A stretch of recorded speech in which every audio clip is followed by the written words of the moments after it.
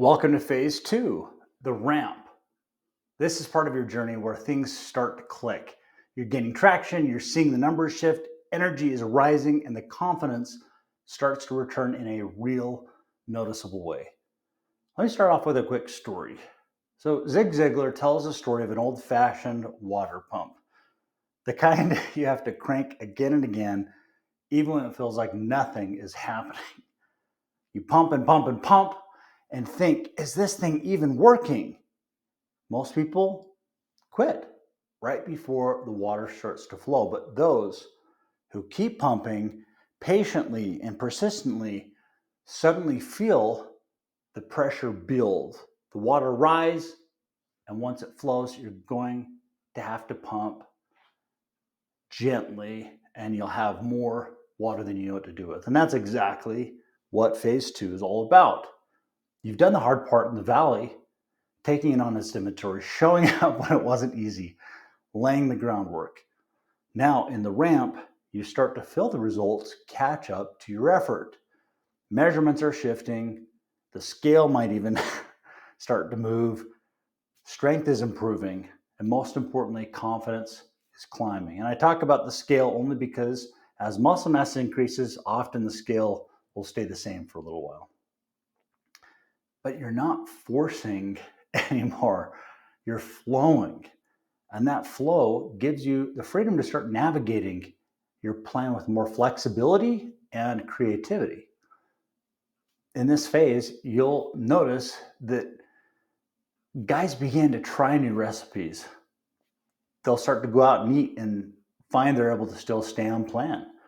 They'll travel without losing progress, start tuning into hunger and recovery clues, experimenting with macros around the workouts. And that's because confidence fuels ownership. You'll no longer just be following a plan, you're starting to own a new lifestyle. And this is where I encourage you to start using the extra tools that I provided.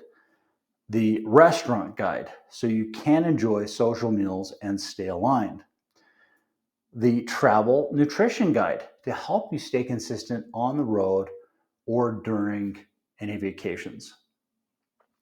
You've been using the performance tracker to reflect on your progress with the SWOT analysis, planning ahead with your workouts, and refining your approach with the opportunities.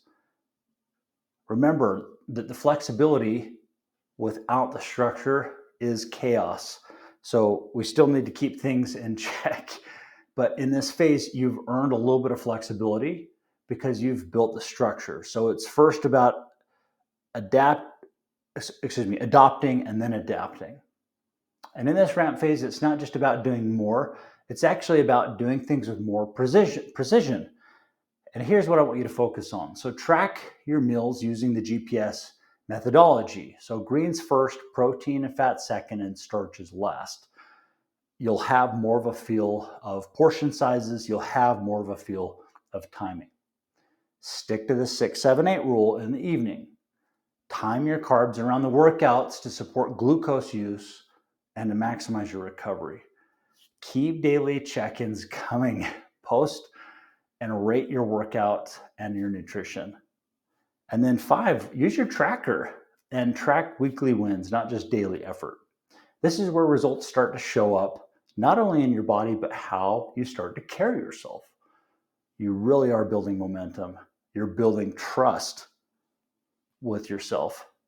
And that trust, it compounds into real power. So don't let up. This is the sweet spot.